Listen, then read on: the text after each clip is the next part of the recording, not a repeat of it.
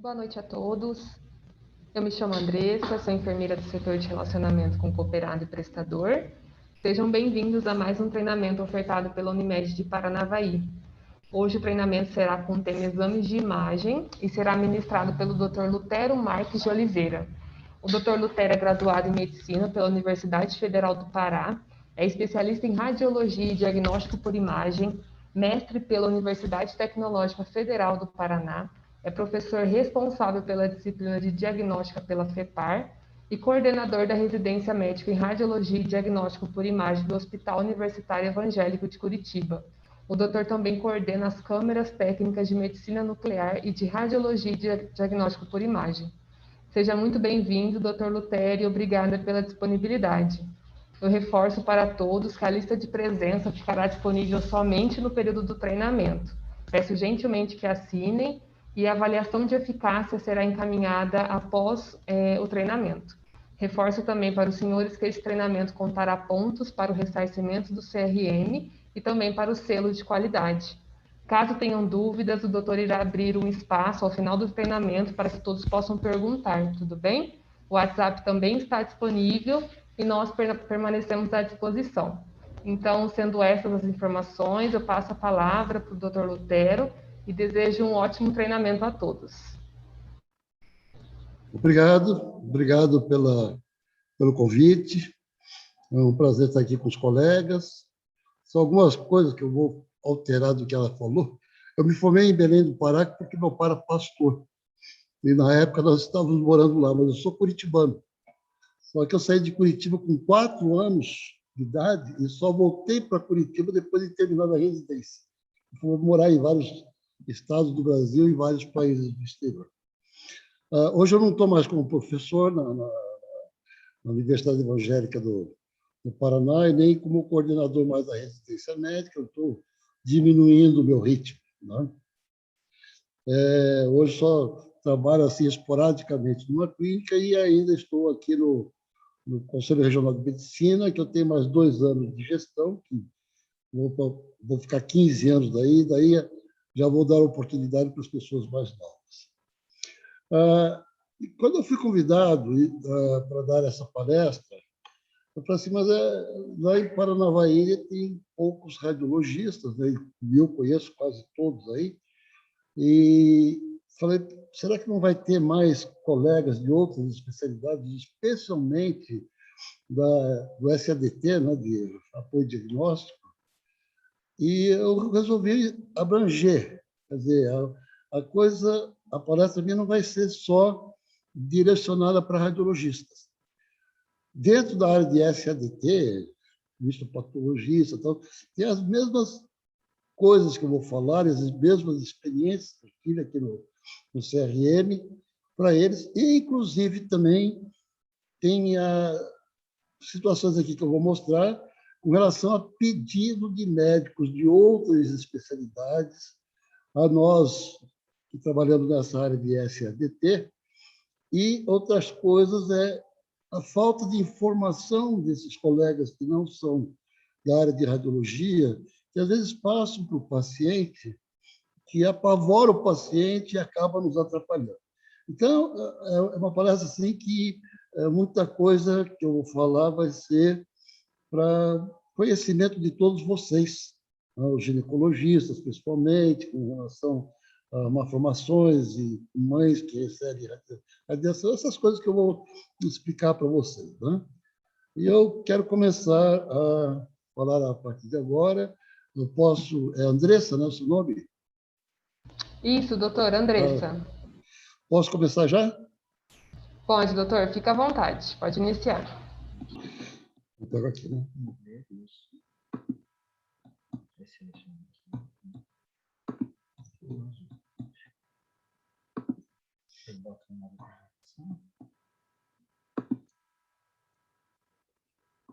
Entendeu a apresentação? Todo mundo está enxergando aí? Sim, doutor, perfeitamente, estamos vendo. Então, como eu falei, eu hoje só trabalho esporadicamente, já estou aposentado pelo Estado e pelo INSS, então só esporadicamente, quando preciso, eu atuo na clínica IDEP, né, fazendo imagem lá, né, tanto raio-x como ecografia, tomografia, quer dizer. E estou ainda no Conselho Regional de Medicina por mais 2 anos, quando acaba essa minha gestão. Bom, então eu vou começar só um pouquinho aqui. Como que eu apago isso aqui em cima? Esse ele vai ficar, então. Esse é do Zoom, são os controles. Eu precisava ver o que está escrito aqui em cima. Eu vou explicar para vocês algumas propriedades do raio-x, e aí eu vou explicar no que eu quero explicar com relação à solicitação de exames e informação de médicos não radiologistas quando pede algum exame que seja aplicado o raio-x. Tá? Lembre-se que na área de diagnóstico por imagem, os únicos aparelhos que utilizam raio-x é o aparelho de raio-x, a tomografia e a medicina nuclear. Né? Então, o que são algumas propriedades dos raios-x? São radiações ionizantes. Né? É diferente, o raio-x é uma onda eletromagnética, né? E como é também a luz, né? Como é a energia utilizada em ressonância magnética, que é de radiofrequência, mas o único que produz radiação dos átomos é o raio-x. O raio-x ele se propaga em linha reta, né? E diminui a sua potência na proporção inversa do quadrado da distância percorrida. Então, quanto maior a distância, ele vai diminuir em dobro a potência de penetração desses raios. Quando o feixe de raio-x ele sai de uma ampola de raio-x, ele sai formando essa figura aqui, essa figura. Então, se a gente colocar em 2 dimensões, né, bidimensional, ele fica assim com um raio central. E esse raio-x aqui, ele pode ser colimado. São várias ondas aqui, e eu posso colimar e diminuir a área de exposição.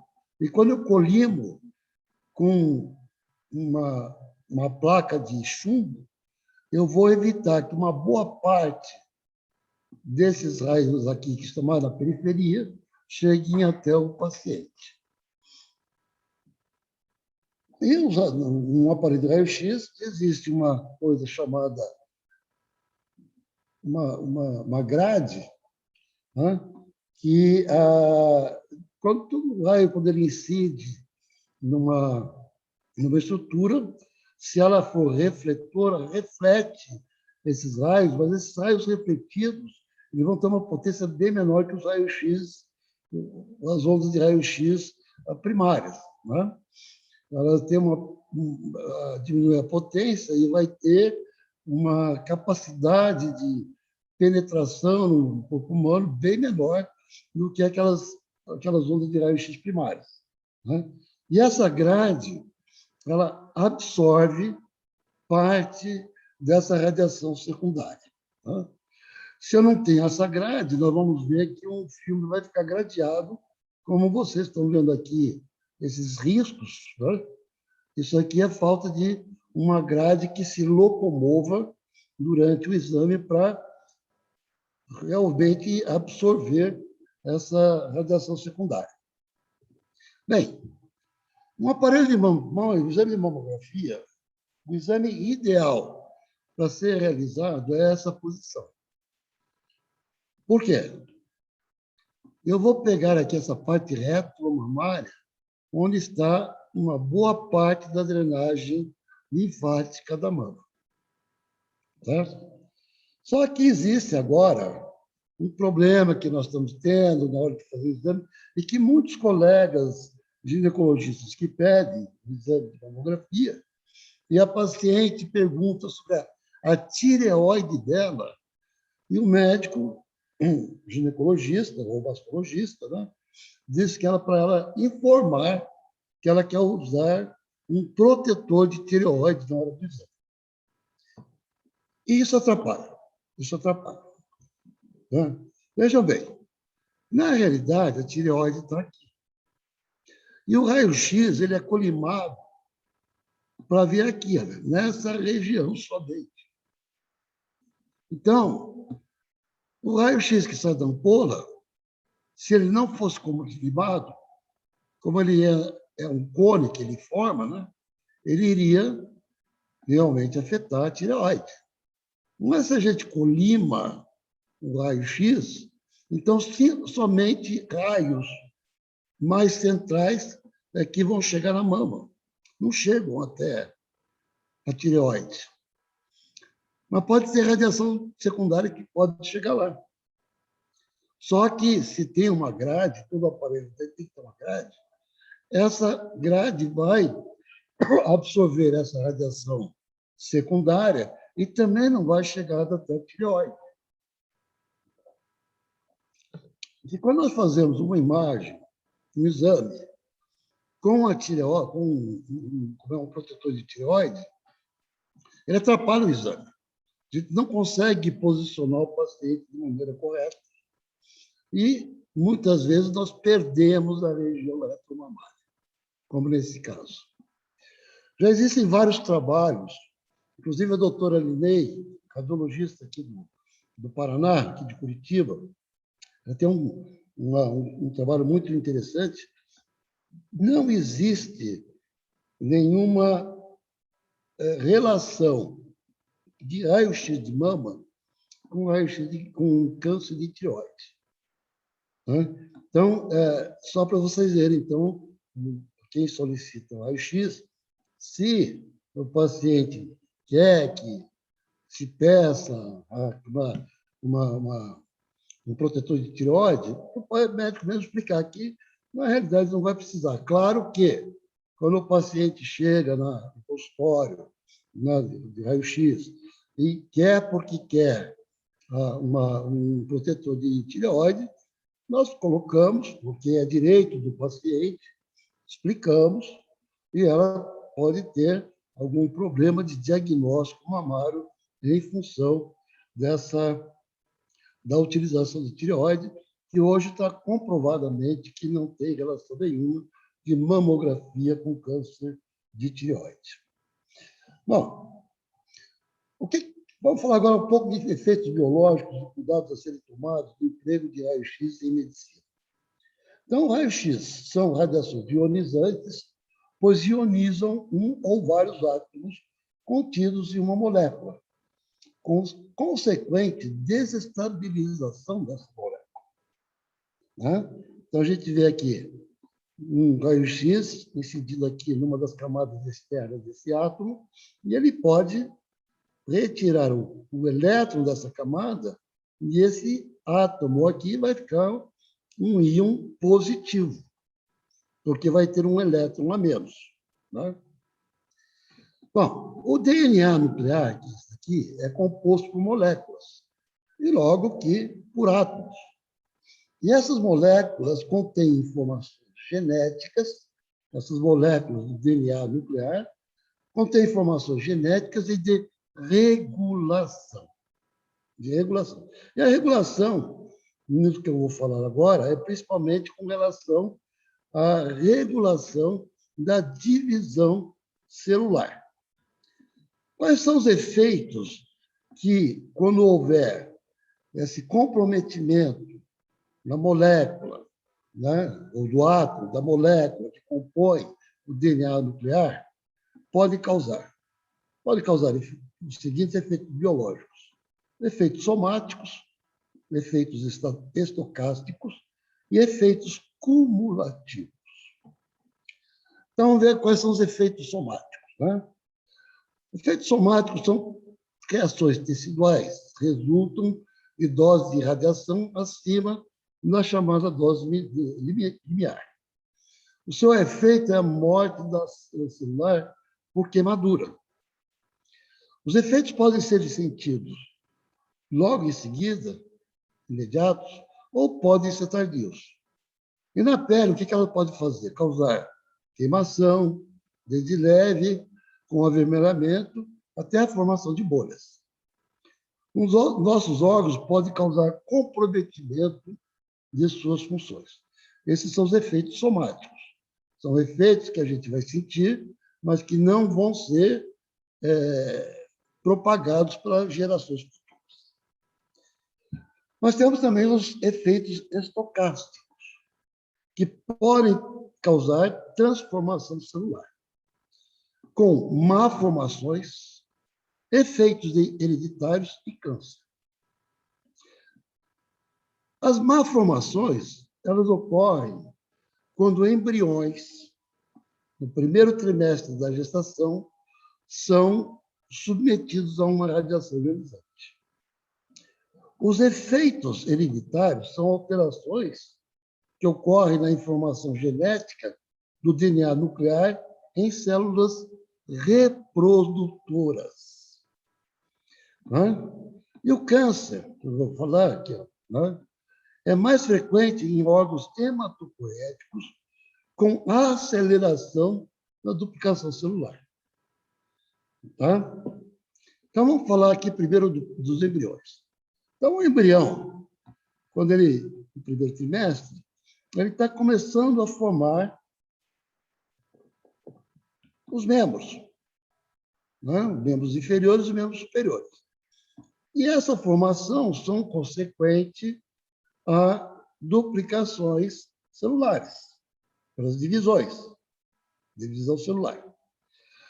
Se houver uma radiação desse embrião e algumas células ou algumas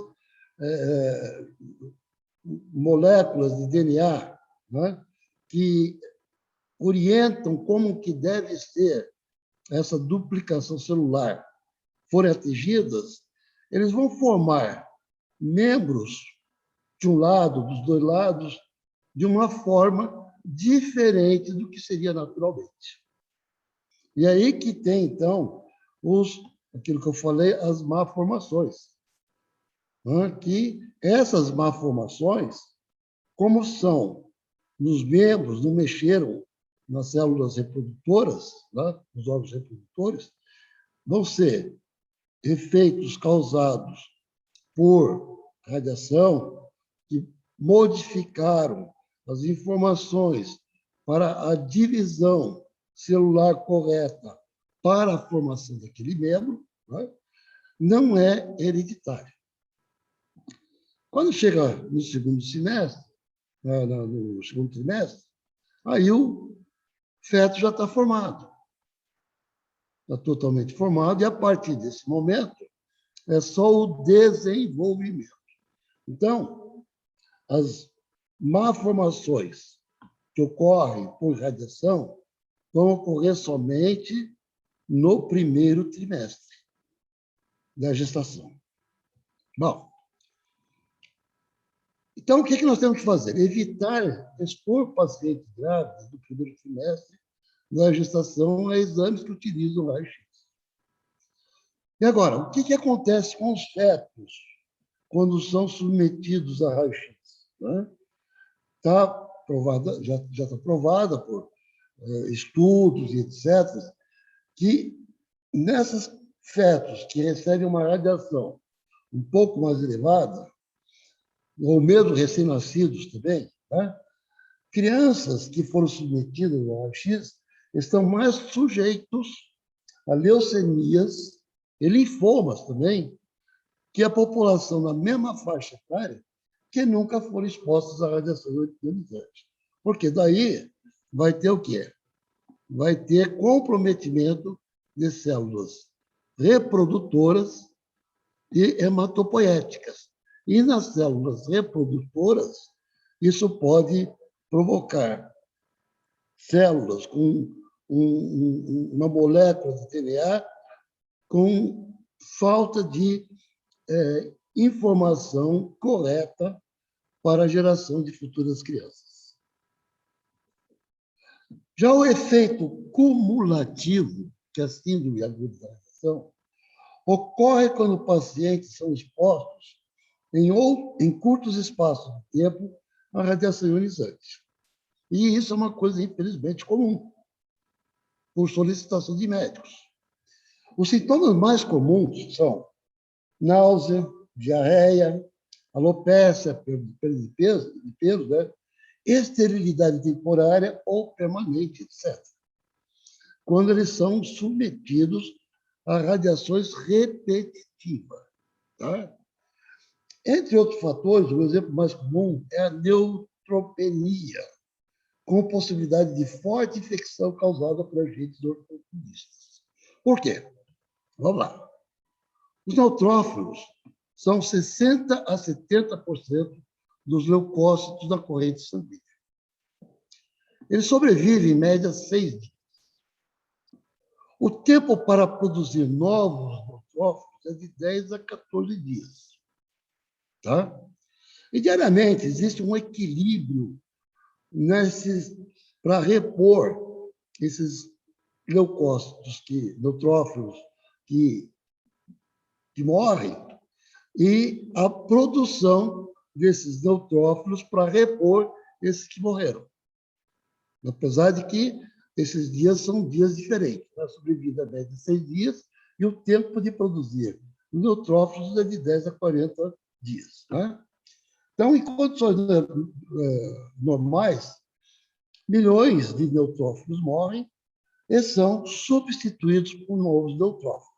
Bem, só que o que acontece? Se eu faço raio-x de um paciente hoje, além daqueles milhões de neutrófilos que naturalmente vão morrer, a radiação também vai matar um número indeterminado de neutrófilos. Só que esses que morreram pela irradiação vão levar 10 a 14 dias para serem substituídos. No dia seguinte, faço outro raio-x desse paciente. Mais milhares de neutrófilos morrem, que vai levar também 10 a 14 dias para novos neutrófilos serem produzidos para substituir aqueles. Mas os anteriores ainda não foram substituídos. Então, vai matar neutrófilos e hoje, amanhã e depois da manhã, em 3 dias seguidos, quando vai ser preciso 10 a 14 dias para se substituir esses neutrófilos que foram mortos pela radiação. E aí vem a neutropenia. Né? Então, infelizmente, milhares de pacientes internados, principalmente no UTI, são submetidos a raio-x de tórax diariamente, podendo sofrer consequências devido ao efeito cumulativo. Entenderam? Bom, vamos falar agora sobre o uso de contraste iodado em exames médicos que utilizam raio-x. Pode ser tanto raio-x, exame de raio-x, como de tomografia computadorizada. Os contrastes iodados são utilizados para análise do grau de vascularização de uma lesão, mas podem ser utilizados também para dar melhor definição das imagens.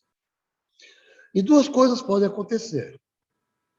Reação de hipersensibilidade, que são as reações alérgicas ou não alérgicas, e o choque anafilático, são coisas diferentes. Tá? A reação de hipersensibilidade tem sido menos comum hoje em dia com a utilização de contrastes iodados não iônicos. Tá? Podem ser reações imediatas ou ocorrerem até 1 hora ou mais após a administração do contraste. As principais manifestações clínicas são cutâneas, como urticária e angioedema.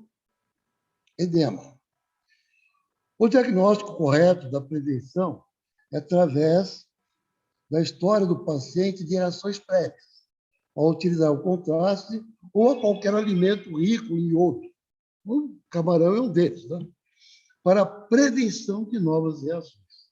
Então, nesse caso, a gente tem que saber se o paciente já teve contato com iodo, se teve alergia, teve uma reação alérgica ou não, e vamos fazer uma prevenção para ele não ter essa nova reação alérgica. Né? Então, nós temos a utilização de pré-medicamentos auxiliares para essa prevenção, que é o tratamento com anti-histamínicos e corticoides durante 2, 3, 4 dias antes da realização do exame.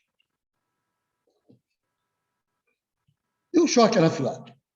É uma coisa totalmente diferente.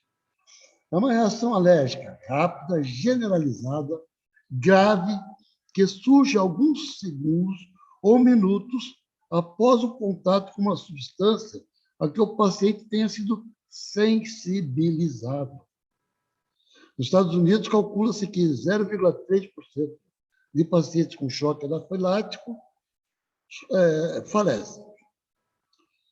Ocorre com maior frequência em indivíduos que têm uma sensibilidade imunológica a um alérgico. Porém, são mais sensíveis que outros quando novamente entram em contato com esse alérgico. São pacientes hipersensibilizados. Então, ele tem que ter tido um contato com o iodo antes, ele não vai ter reação nenhuma. Quando ele for ter contato novamente com o iodo, ali ele vai ter um choque anafilático, porque ele está sensibilizado.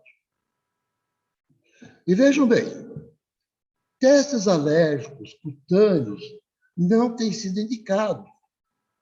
Isso aqui está escrito na literatura. Pacientes sensibilizados podem desencadear choque anafilático com teste. Fazia-se antigamente o teste cutâneo, ou o teste pingava o iodo no olho do paciente. Se o paciente está sensibilizado, ele vai fazer um choque anafilático, mesmo com teste. Tá? Então, esses testes para choque anafilático são inúteis. O tratamento do choque anafilático tem que ser imediato. Tem que ser com adrenalina, hidratação, intubação em caso de edema de glote, uma nova ressuscitação. Em caso de parada cardiorrespiratória, tem que ter um desfibrilador em mão, né? Ter em mão material de acesso à via respiratória, né? Um laringoscópio, né? Um balão de oxigênio e um desfibrilador. Então, quem for usar iodo vai ter que ter todos esses aparatos e saber utilizá-los. Tanto é que o Colégio Brasileiro dá um curso que nós frequentamos de tempos em tempos de ressuscitação à vida, que é como nós devemos nos portar diante de um choque anafilático. Bom, então, não existem exames laboratoriais que indiquem que o paciente está sensibilizado. Ele poderá vir a ter um choque anafilático em decorrência do uso, novamente, de contraste iodado. Tá? Para os pacientes que já tiveram choque anafilático, está contraindicado o uso de contraste iodado. E independe se o contraste é iônico ou não iônico. Ele vai ter reação, o choque anafilático, tanto um como com o outro. O choque anafilático é devido ao iodo, não a ele ser iônico ou não. E não existe um tratamento prévio para evitar o choque anafilático, como existe em reações alérgicas. O que poderá acontecer com o médico radiologista no caso do paciente ter um choque anafilático pelo uso de contraste iodado e venha a falecer? E aqui eu não vou falar só do médico radiologista, mas vou falar também do médico que solicita o exame, num caso que nós tivemos aqui no Colégio Brasileiro, aqui no CRM. Então, veja bem, o que é que diz o Código de Ética Médica, capítulo 5, relação com pacientes e familiares? É vedado ao médico deixar de usar todos os meios disponíveis de promoção de saúde e de prevenção diagnóstica e tratamento de doenças cientificamente reconhecidas e ao seu alcance em favor do paciente. Por isso, se o médico radiologista não tiver um desfibrilador, um medicamento, né, um laringoscópio, as sondas traqueais ao seu alcance, e o paciente vier a falecer, ele vai responder a um processo ético profissional violento. Mas se ele tiver tudo isso ao seu alcance e utilizou e abriu um prontuário para dizer o que ele fez com o paciente, e o paciente vem a falecer a si mesmo, não é culpa dele. Veja bem que nos Estados Unidos, 0,3% dos pacientes que têm tido choque anafilático vêm a falecer. Então, vou mostrar um caso aqui que eu tive, e aqui, relacionado a nós, médicos imaginologistas, e aos médicos que solicitam o exame. Olha só a coisa como é importante vocês saberem. Era uma paciente do sexo feminino, 42 anos, no final da tarde escorregou na cozinha de sua casa e bateu com a cabeça no chão. No dia seguinte, sua cefaleia aumentou, procurou um médico neurologista que solicitou uma tomografia computadorizada do crânio, que, segundo o médico radiologista, a solicitação do médico era com contraste endovenoso. O médico radiologista pediu tomografia de crânio com contraste endovenoso. Mas era para se ver se havia o quê? Uma contusão cerebral ou não. Tá? Então, o paciente foi a um hospital, isso aqui foi numa cidade do interior, aqui do Paraná. Ele foi num hospital e, logo após a injeção de contraste, teve um choque anafilático. E ele foi fazer o exame lá no hospital. Imediatamente, ela foi encaminhada ao UTI e, apesar de todo o tratamento correto, segundo o prontuário, veio a falecer. E aqui eu quero falar uma coisa importante. Os médicos, aliás, os advogados, hoje, eles estão sabendo muito bem defender, como também prejudicar o médico quando tem uma ação contra eles.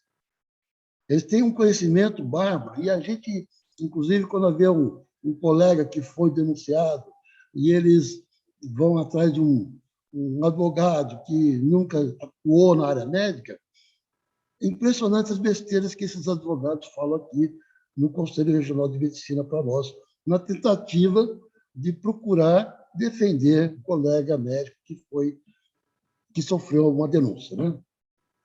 E, nesse caso, familiares entraram com denúncia no Ministério Público e no CRM, que, através de seu advogado, citava o artigo 1º do Código de Ética Médica. Olha o artigo 1º, que veda ao médico causar dano ao paciente por ação ou omissão caracterizável como imperícia, já vou falar de cada uma dessas, imprudência ou negligência, considerando que o médico radiologista foi imprudente, pois, para a confirmação do diagnóstico de contusão cerebral pela tomografia computadorizada, não havia necessidade de injeção de contraste.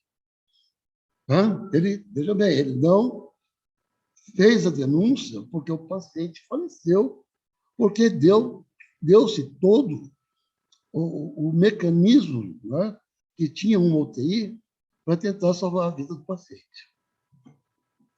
O médico radiologista, em sua defesa, alegou que aplicou contraste a pedido do médico solicitante do exame. Então, vejam bem, o médico pediu um exame com contraste, o médico radiologista fez o exame de contraste, um exame que, para ver uma contusão cerebral, não precisa de contraste. Tá? O que é ser imperito? É não saber fazer. O que é imprudente? É não fazer como foi ensinado e aprendido.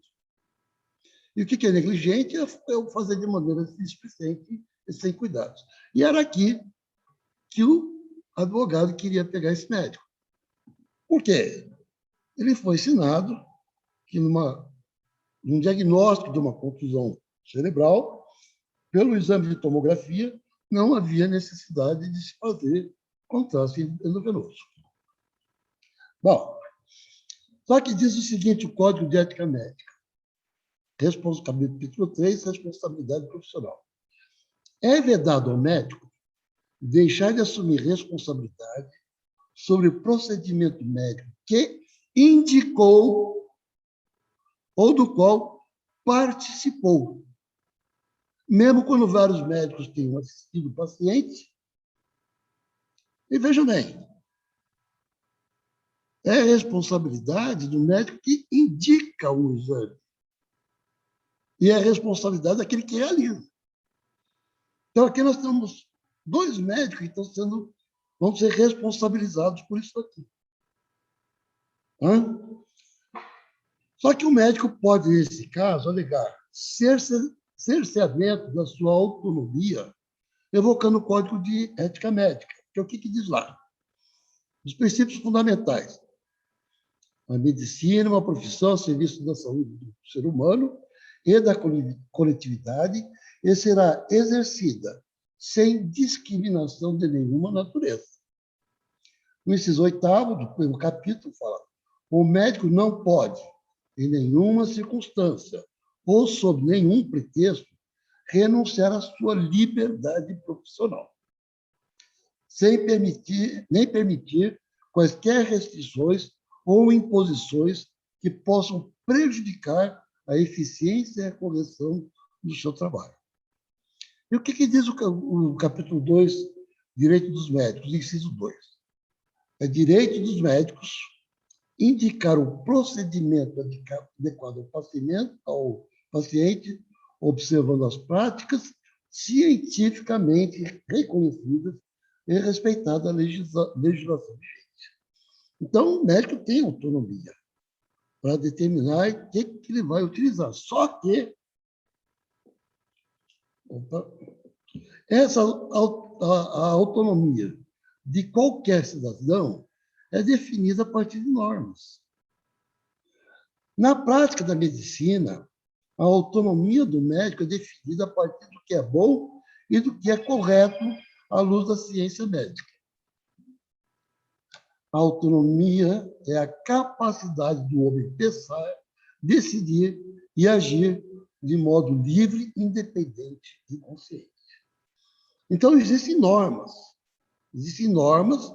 para que a gente não ultrapasse a nossa autonomia. E esse aqui é um caso simples que aconteceu, isso aqui já faz muito tempo, infelizmente eu não tenho as imagens, tive que pegar essas imagens aqui na internet, né? E é um caso de um problema que eu tive com um médico neurologista, na época que eu trabalhava no Hospital São Lucas, aqui em Curitiba. Um hematoma subdural agudo é fácil de ver. Tá? Ele fica branco. Um subagudo já fica cinza, mas puxando para o lado da densidade, vamos dizer assim, do cérebro. E o crônico, ele fica bem diferente, a densidade dele fica bem diferente da densidade do cérebro. Tá? E teve um exame que eu tive que fazer lá no São Lucas, lá na minha clínica, quando eu tinha clínica, de um paciente que estava no acompanhamento de um hematoma.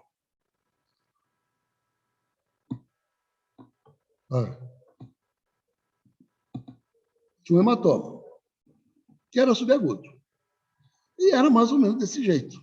E o médico neurologista falou assim, não, eu quero com contraste. E eu falei para ele, não precisa contraste, está aqui o hematoma, eu mostrei para ele, né? Não, mas eu vejo melhor com contraste. Eu falei, não vou dar contraste, que qualquer coisa que acontecer com o paciente, a responsabilidade vai ser minha. Não, mas eu estou mandando. Eu falei, mas eu não vou fazer. Aí ele pegou, foi no diretor técnico do hospital, o diretor técnico me chamou, que eu não estava cumprindo o que um colega estava solicitando, foi a mesma coisa para ele. E realmente, olha, esse aqui também é um subagudo, e aqui é com contraste, vocês veem aqui veias e artérias aqui com contraste, fica mais fácil de visualizar do que aqui.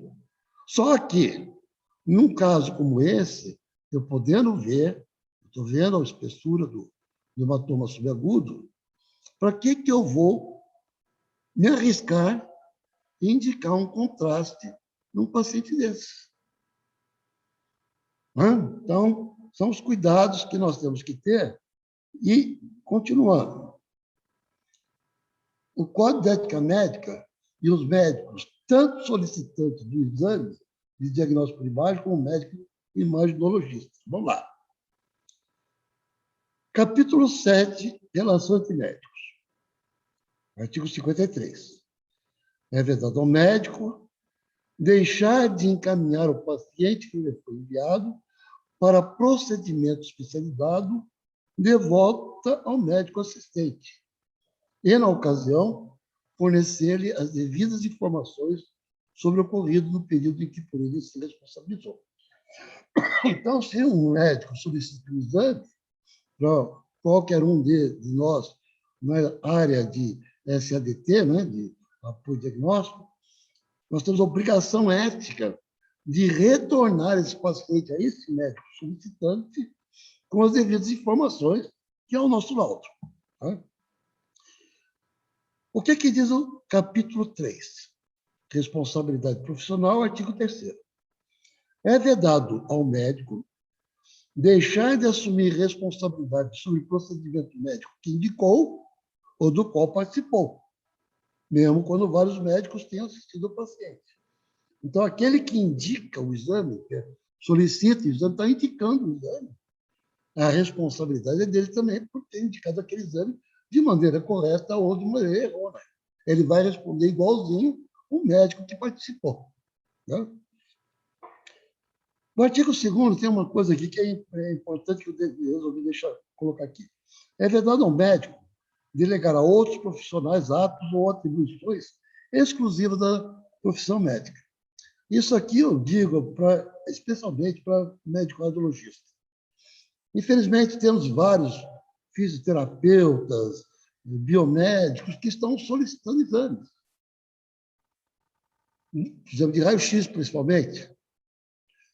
Só que, quando eu analiso um exame de raio-x e eu dou um laudo, eu tenho que me lembrar do artigo 53, que eu tenho que não posso deixar de encaminhar o paciente ao médico assistente. Mas eu não tenho médico assistente aqui. Quem pediu o exame foi um fisioterapeuta. E de quem vai ser essa responsabilidade a partir de então? Minha, porque eu pratiquei esse procedimento médico, que foi a análise de um exame e a elaboração de um laudo. Veja bem, a Lei 12.842 de 2013, né, aquela que regulamentou o ato médico assinado pela Dilma, né, fala assim no artigo 4º, são atividades privativas do médico, determinação do prognóstico relativo ao diagnóstico nosológico. Então, eu vou dar um diagnóstico para alguém que não é médico, que é um provável diagnóstico do meu exame de imagem. Né? Só que tem uma coisa, e aí por isso que o médico solicitante também pode incorrer no Código de Ética Médica, infração ao Código de Ética Médica. O que diz o capítulo 7? Relação entre médicos, artigo 54. É vedado ao médico deixar de fornecer a outro médico informações sobre o quadro clínico do paciente, desde que autorizado por esse por seu representante legal. Então, ele tem que informar ao médico o quadro clínico do paciente. Se o paciente não quiser, ele vai assinar e esse documento que ele assinar tem que ser entregue para o radiologista que ele vai receber. Vai fazer um exame de um paciente que não quer que ele saiba qual é o quadro clínico dele. Relação com pacientes e familiares. Olha aqui. É vedado ao médico prescrever tratamento ou outros procedimentos médicos sem exame direto do paciente, salvo em caso de urgências ou emergência e impossibilidade comprovada de realizá-lo, devendo, nesse caso, fazê-lo imediatamente depois de cessado o impedimento, assim como consultar, diagnosticar ou prescrever por qualquer meio de comunicação de massa. Aí vem o parágrafo o parágrafo 1º, né, que fala sobre o atendimento médico à distância. Mas isso aqui eu coloquei porque tem muitos pacientes que vão numa clínica de raio-x e eles querem que o médico faça um raio-x a pedido deles. Eles querem porque eles estão pedindo. Só que daí o médico fica sem saber para quem enviar o resultado do exame dele, para qual médico ele vai, porque não tem médico solicitante. Nesse caso aqui, o aconselhamento que nós temos é que o médico, se ele for fazer exame desse paciente, ele que abra um prontuário, faça um exame clínico desse paciente, solicite daí o exame. Faça o exame, dê o laudo de diagnóstico do paciente e oriente ele se ele tem que ir atrás de um médico ou não, e que fique escrito isso no prontuário. Porque daí ele não fez o exame sem ter um exame direto do paciente. Ele fez primeiro uma consulta médica para depois fazer o exame. Isso aqui foi um outro caso que apareceu na minha mão. E veja bem, quando nós temos uma imagem como essa, o que temos é uma hipotransparência pulmonar, certo? Mas uma hipotransparência pulmonar ela pode ser uma consolidação pulmonar, pode ser uma telectasia pulmonar, pode ser um infiltrado intersticial pulmonar, pode ser um abscesso pulmonar, pode ser uma nódula ou uma massa pulmonar. Falar só em hipotransparência pulmonar, você está dando todas essas possíveis aqui probabilidades daquilo lá ser. Agora, se eu falar consolidação pulmonar, um exame como esse, que é uma hipotransparência pulmonar, sem alteração do volume pulmonar, de limites mal definidos e com broncogramas aéreos, isso é uma consolidação pulmonar. Isso não é atelectasia, isso não é infiltrado, isso não é abscesso, isso não é nódulo e não é massa. Sim, mas uma consolidação pulmonar pode ocorrer nesses casos, numa pneumonia, outras infecções, principalmente tuberculose e fúngicos, uma broncopneumonia, num carcinoma bronquíolo-alveolar, tromboembolismo ou infarto pulmonar, numa proteinose alveolar ou numa hemorragia pulmonar. Agora, para eu saber se essa consolidação pulmonar é uma dessas coisas aqui, eu tenho que ter os dados clínicos do paciente. Esse caso, então, foi um caso que caiu nas minhas mãos. E vejam bem, era uma paciente de 32 anos, morava num município, 42 quilômetros, um município maior que aquele. As duas são uma cidade interior aqui do Paraná. Nesse pequeno município, não tem hospital, apenas tinha uma unidade básica de saúde, uma UBS. No meio da tarde, essa paciente foi atendida na UBS com dispneia leve, tosse seca e desconforto no hemitórax. Eu só não me lembro se era hemitórax direito ou esquerdo. Ela foi examinada pelo médico de plantão, que solicitou um raio-x de tórax. E lá não tinha... tinha um serviço que fazia raio-x da prefeitura, mas só funcionava de dia. Então, ele pediu esse raio-x de tórax no dia seguinte, né, e pela manhã mesmo, entregasse o resultado do exame, que ele estava desconfiado de uma pneumonia. No laudo do exame de raio-x de tórax está lá, consolidação pulmonar. Tá? O paciente foi para casa, não foi no médico, e o que aconteceu? Na madrugada do dia seguinte, teve piora do quadro clínico, com dispneia intensa. Retornou imediatamente ao UBS, onde teve uma parada cardiorrespiratória.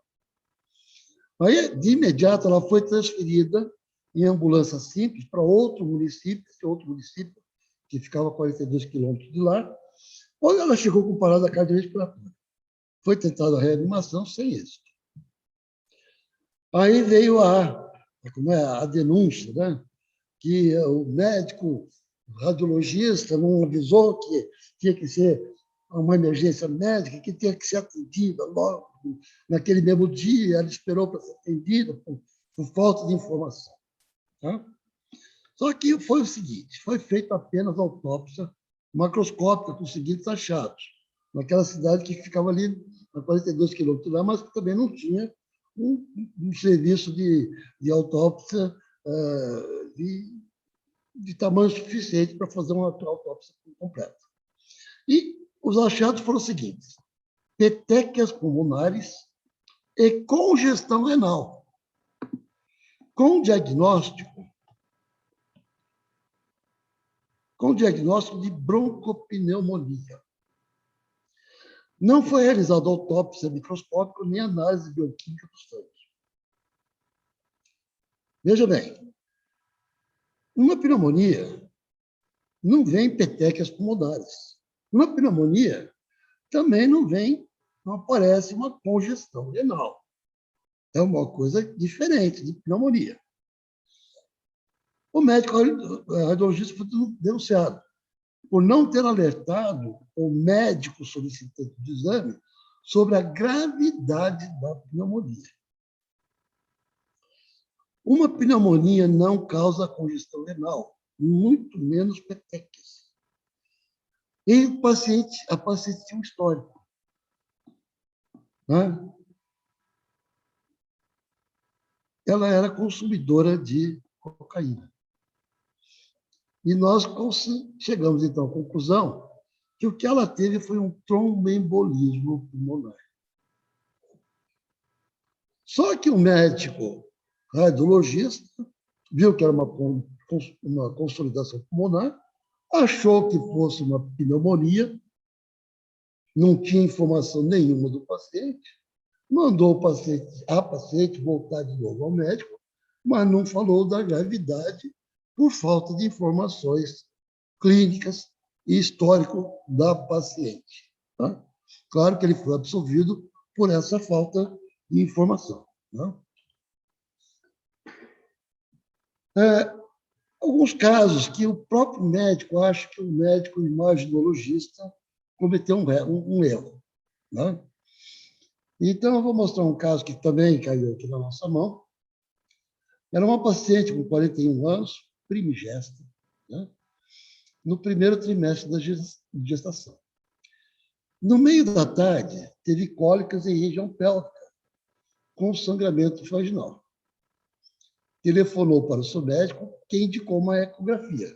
E viesse ao seu consultório para pegar a solicitação do exame com sua secretária. Veja bem, ele nem examinou a paciente. E o código de ética médica lá diz que é vedado ao médico solicitar exame ou tratamento, né, sem exame direto do paciente. Tá? Bom, realizou esse exame no mesmo dia, paciente, com descrição no laudo de normalidade do embrião, líquido amniótico e placenta normais, com implantação posterior. Estava normal. Isso aqui também foi numa cidade do interior aqui do Paraná. Tá? No dia seguinte, pela manhã, ligou novamente para o seu médico, informando persistência das cólicas e do sangramento vaginal, que indicou, então, nova ecografia e que fosse até o seu consultório pegar a solicitação do exame com o seu secretário. Quer dizer, ele pediu 2 exames sem fazer nenhum exame na paciente.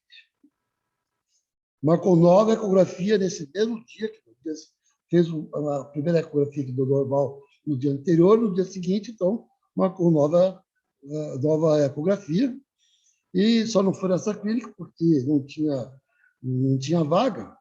Só que ela foi numa outra e teve problema com o seu convênio. Ou já tinha realizado uma ecografia no dia anterior e teve de pagar particular pelo segundo exame, que o convênio não quis pagar. E ela, inclusive, colocou isso lá, pondo culpa no primeiro médico. A descrição desse segundo exame foi em embrião sem anormalidades e tinha um descolamento de placenta com espessura de 5 milímetros e extensão de 10 milímetros. Então, veja bem, a espessura laminar do hematoma, em consequência do deslocamento da placenta, era de 5 milímetros. Aí o paciente protocolou denúncia no CRM contra o primeiro médico, que realizou a ecografia, pois não visualizou o deslocamento da placenta, que foi visto só pelo segundo médico. Bom, essa indicação foi encaminhada para mim, mas eu não tinha as imagens do exame. Né? Vejam bem, as imagens formadas em um exame de ultrassom são consequentes à emissão de ondas sonoras com a mesma potência. E, ao incidir em uma superfície refletora, são refletidas com potências diferentes. Cada uma dessas ondas sonoras repetidas produzem no visor pontos luminosos com tonalidades diferentes em uma mesma escala de cinza, digitalizadas, e as imagens formadas contêm múltiplos pixels com tonalidades de cinza diferentes. É dessa maneira que se forma a imagem no exame de ultrassom. Só que os transdutores do aparelho de ultrassom têm algumas limitações na formação da imagem. Entre elas, nós temos a resolução axial e a resolução lateral. Sendo que para transdutores com frequência menor do que 4 MHz, dois pontos distantes entre si, em até 2 milímetros, na resolução axial serão vistos no monitor como apenas um ponto alongado. E na resolução lateral, o mesmo se repete para dois pontos distantes entre si, 3 milímetros. Eles não vão aparecer dois pontos do visor, vão aparecer um ponto só, por causa da distância entre eles. Os transdutores utilizados para exame de ecográfico obstétrico têm frequência de 3,5 MHz, portanto, todos eles menores do que 4 MHz. Então, vamos mostrar aqui. Na resolução axial, aqui nós temos dois pontos com distância superior a 2 milímetros entre eles. E aqui dois pontos com distâncias menor do que 2 milímetros entre eles. No visor, esses dois pontos vão aparecer lá, separados. Esses dois pontos aqui vão aparecer unidos. E na resolução lateral é a mesma coisa, só que são quando dois pontos estiverem a uma distância de 3 milímetros. Claro que, num deslocamento de placenta que o hematoma tenha mais do que 2 ou 3 milímetros de espessura, isso é fácil de ver. Mas vamos ver esse caso aqui. Esse caso aqui é uma imagem também de internet, e que ele mostra aqui o que eu quero falar agora para vocês. Observe que essa placenta tem um deslocamento que começa aqui e termina aqui. Só que aqui eu não consigo ver. Ele continuava tudo isso aqui de deslocamento. Por que eu não consigo ver? Porque a distância entre as duas superfícies do hematoma são menor que 2 milímetros. Então, um hematoma de um descolamento de placenta que tenha uma espessura de 2 milímetros, na resolução axial, eu não vou ver. Porque as duas superfícies vão estar unidas na imagem. E se for na resolução lateral, se tiver menor que 3 milímetros, também não vou ver o hematoma. Porque as duas superfícies vão se apresentar como únicas, como nesse caso aqui, desse hematoma, que começa aqui e termina lá. E aqui também tem hematoma.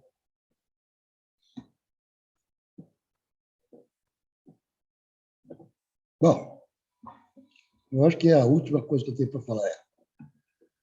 A outra coisa é a seguinte, isso aqui é tudo na área de SADT, né? Que é médico radiologista, patologista, bom, para todos, né? Revisão e segunda opinião de um laudo de exame médico. Tá? Então, a gente tem que ter cuidado quando a gente vai fazer uma revisão ou uma segunda opinião. Revisão é quando eu faço um exame, dou um laudo, e 2, 3 dias depois eu resumo. Acho que eu errei numa coisa, eu vou fazer uma revisão. Isso aí é revisão. Segunda opinião é quando o paciente fez o exame, tem um laudo, mas ele quer uma opinião de um outro médico. Tá? Então, vamos ver aqui o que diz o Código de as resoluções do Conselho Federal de Medicina e o Código de Ética Médica. E também o Código Penal. Resolução CFM 1678, de 2002, resolve. Artigo 1º. Definir prontuário médico como um documento único, constituído de um conjunto de informações, sinais e imagens registradas, geradas a partir de fatos, acontecimentos e situações sobre a saúde do paciente e a assistência a ele prestada, de caráter legal, isso que é importante, sigiloso científico, que possibilita a comunicação entre membros de equipe multiprofissional e a continuidade da assistência prestada ao indivíduo. O que é um laudo de um exame médico de SADT? É o quê?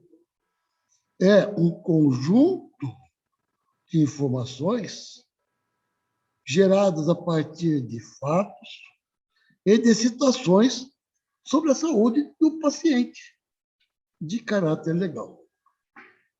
Então, um exame, o laudo, de um exame de diagnóstico por imagem, seja histopatológico, seja medicina nuclear, seja de radiologia, né?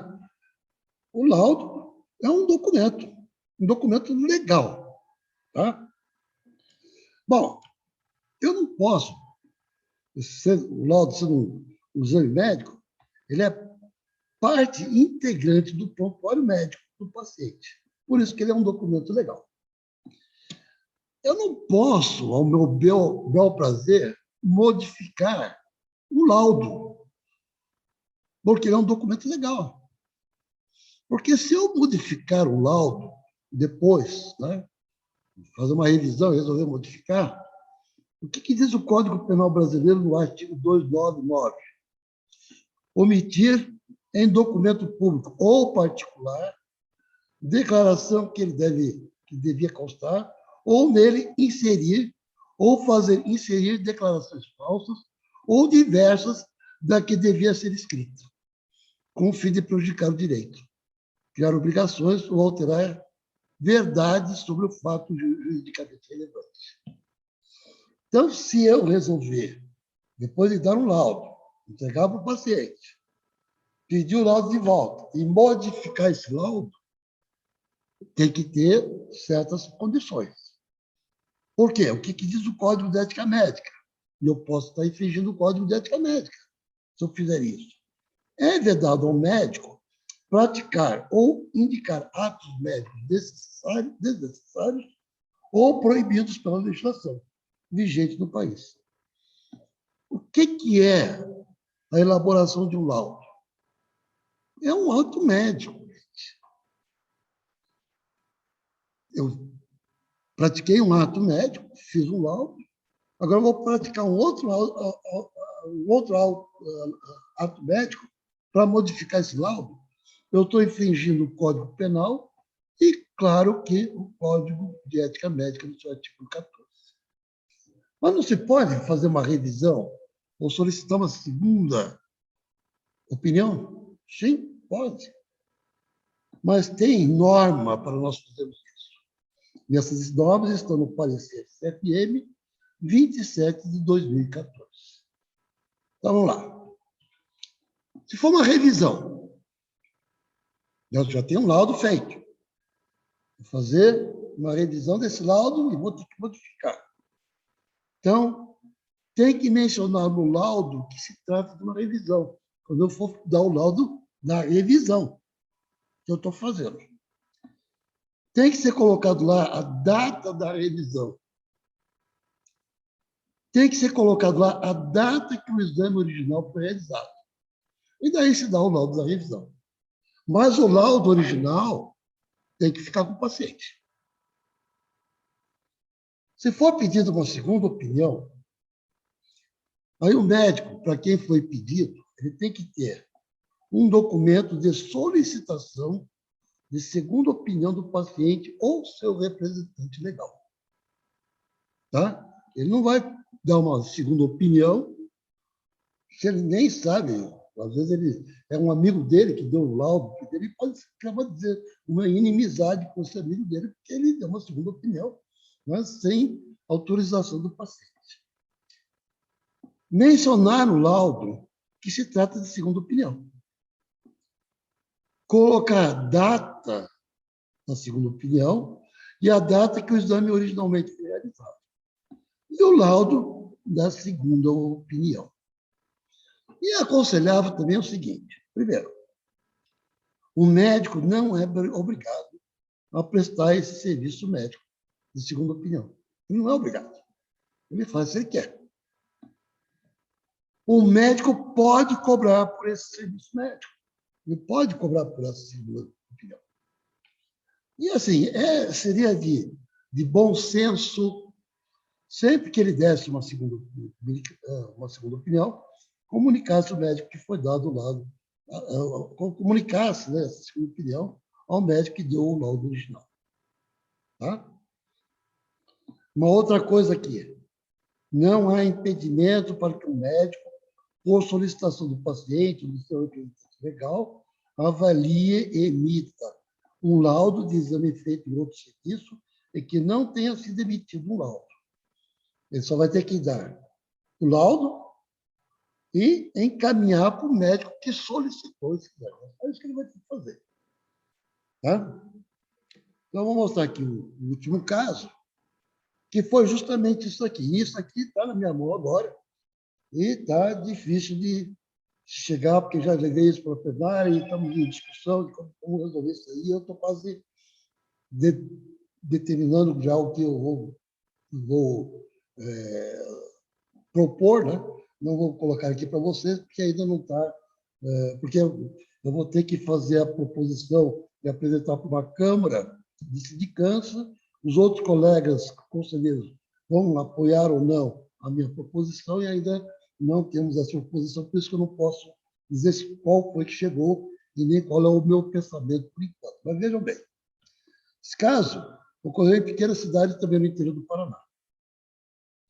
Denúncia de paciente do sexo feminino feita na Ouvidoria Municipal do SUS, que encaminhou ao CRM considerando a gravidade da denúncia. Então, veja bem. No começo de julho, no mês de julho, que foi o ano passado, inclusive, o paciente, no começo desse mês, com dores nas costas, do lado esquerdo, solicitado pelo médico de ecografia abdominal. Laudo do seu primeiro exame de ecografia. Tá? Que é esse daqui, no começo do mês de julho. Cálculo de 4,8 centímetros no terço médio do rim esquerdo. O paciente foi encaminhado nesse mesmo mês para uma cidade maior, mais próxima também, no final desse mês, e foi submetido a uma litotripsia. Tá? Bom, quando chegou em agosto, o médico, então, pediu um controle para ver como que ficou após essa litotripsia. Aí, o que ele fez? No laudo do seu segundo exame, de ecografia de controle, ele encontrou, está lá no laudo, 3 cálculos no terço médio do rim esquerdo, medindo 4,4 milímetros, 3,6 milímetros e 3,2 milímetros. No primeiro exame, ele viu o cálculo, um só de 4,8 centímetros. Aí o médico perguntou à paciente qual era o tamanho do cálculo no exame anterior e quem tinha realizado o exame. E ela respondeu que o tamanho era de 4,8 centímetros e ele mesmo tinha realizado o exame. A atendente da clínica pergunta se ela tem o laudo anterior. Ela informou que sim. Então, ela pede esse laudo e ele foi entregue. Quando ela chegou em casa, percebeu que o laudo do exame anterior tinha sido modificado o tamanho do cálculo, de 4,8 centímetros para 4,8 milímetros. E esses 3 laudos, né? O primeiro laudo que ela fez em julho, o laudo que foi modificado, e o laudo do exame que ela fez em agosto.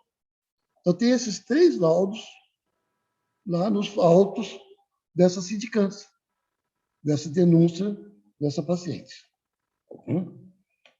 Veja bem, ele não podia ter feito isso.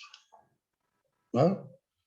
Não poderia ter trocado isso, ainda mais que ele foi até muito infantil, porque se ele viu que estava errando o cálculo, quando ele colocou 4,8 centímetros, quando ele viu de novo, tinha 4,4 milímetros, provavelmente, como ela já tinha feito a tripsia, esse cálculo foi fragmentado. Por isso que ele ficou com 4,4 milímetros. E ela, né, fez essa denúncia, né, dizendo que ela teve que se deslocar até uma cidade de fora, que ela perdeu o dia inteiro, a litripsia foi extremamente dolorosa, e que se não tivesse tido esse erro, talvez ela não precisasse fazer esse procedimento. Então, ela fez toda uma série de motivos da sua reclamação, e que realmente o colega cometeu uma infração ao Código de Ética Médica. Né? Vamos analisar que tipo de penalidade que vai ser dada, vai ser a mínima, vai ser maior, porque, na realidade, não houve dano à saúde da paciente. Apesar dela ter feito uma série de motivos do porquê da denúncia, a saúde dela estava boa. A saúde dela estava boa. Então, não houve danos à sua saúde. Houve simplesmente uma alteração de um laudo, uma revisão que ele fez, sem aqueles aconselhamentos que tem lá no parecer do Conselho Federal de Medicina. Certo? E são essas as informações que eu queria passar para vocês. Como vocês podem ver, não foi só para médicos radiologistas, mas foi para médicos da área de SDT e para médicos solicitantes também de exame. E estou às ordens aqui para qualquer solicitação de informações. Obrigado. Certo, doutor, muito obrigada. Algum dos presentes tem alguma dúvida que gostaria de perguntar ao doutor? Nós abrimos esse espaço agora para dúvidas. Caso alguém tenha, pode ligar o áudio ou mandar aqui no bate-papo.